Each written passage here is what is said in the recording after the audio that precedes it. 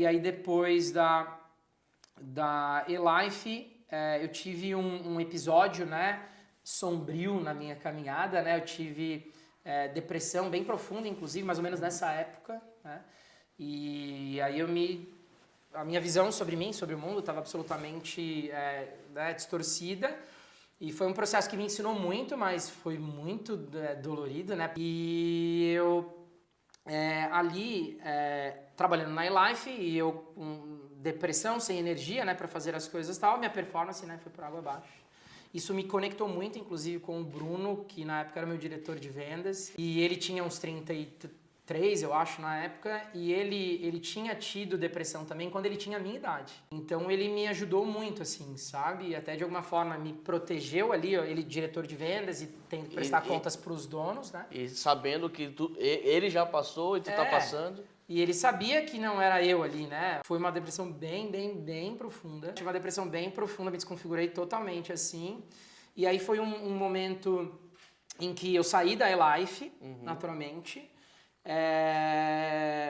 E o Bruno na época falou, cara, eu vou te mandar embora, você não vai entender, mas, cara, é pro teu bem, né? Eu falei, cara, eu vou marcar um intercâmbio para daqui 6 meses, vou cuidar da minha saúde aqui, né?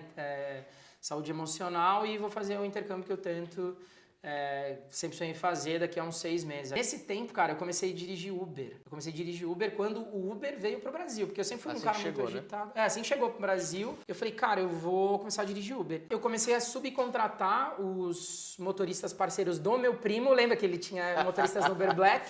Montou teu negócio. Olha isso, montei meu negócio, chamava Gilisaí. Eu comecei a atender a eLife, que eu comentei, né, do Bruno, do diretor e tal. Então tu pegou os teus contatos. Sim, e eu comecei a emitir nota para meias empresa, porque aí eu que fazia, e os meus motoristas parceiros nessa ocasião, esses transportes para eLife.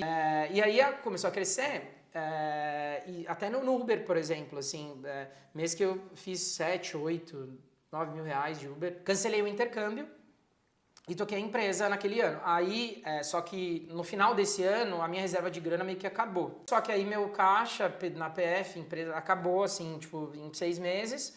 E aí eu voltei pro mercado, e aí quem me indicou para essa nova empresa foi o Bruno, o meu diretor. E ele me indicou para uma empresa americana que tinha uma operação no Brasil pequena, empresa de tecnologia, e eu fui um dos primeiros vendedores dessa empresa aqui no Brasil. Meio que abrindo mato e aí vendendo outbound, que a gente fala, né?